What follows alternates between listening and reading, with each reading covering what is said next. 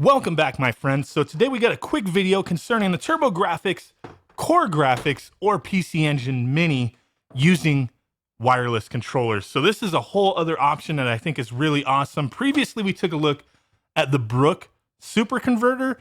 Kind of wonky, a little bit of a workaround. It works, it's a little expensive, but just not optimal. Still a solution nonetheless, but I just don't think that many people are gonna care because the intended purpose of this originally is for original hardware, but it does work with these with the USB cable. And you know, if you want to see that video, take a look. But I think this solution is even better. So a while back, Retrobit released these wireless 2.4 gigahertz official Sega Genesis and Sega Saturn controllers. They come with an original port adapter and a USB adapter. Multiple colors. I did review these and I love them so much I bought a couple more of each version, Genesis and Saturn. They come in handy working the Genesis Mini, Nintendo Switch, original hardware. Really, really good stuff. Here's the Saturn ones.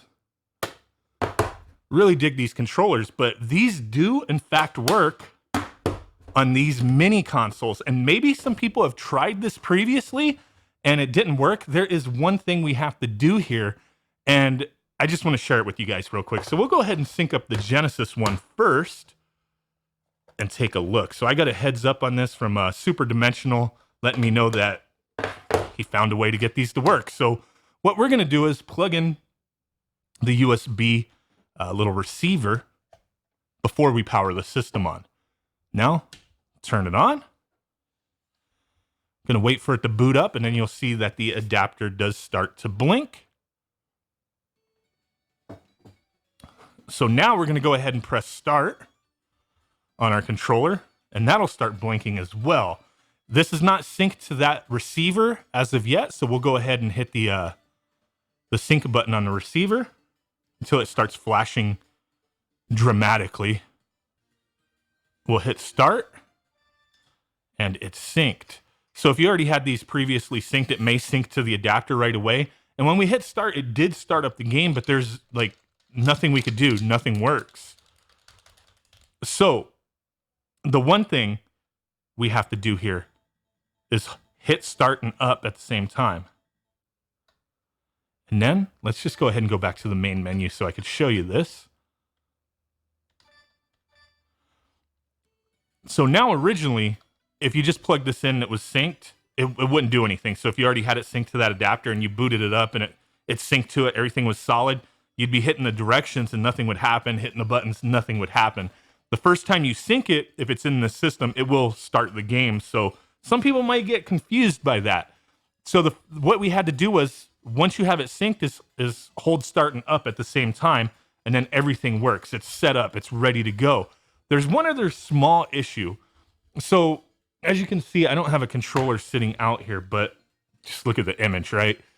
The controller, the one button's on the right, the two buttons on the left. With the way this is set up right now, this is the one button, this is the two button. For some people, that may be fine, who didn't grow up playing these systems or whatever, or can just adjust to it. But you can fix that simply by holding start and pressing down. So now the orientation is correct. This is going to be one, this is going to be two. So let's go ahead and jump into a game real quick. Get into Bonk. And just show you that this works. And I did notice with another controller that I set up, pretty much every time I boot it up, I do have to hit the start and up button, and then hit start and down to get everything reset up.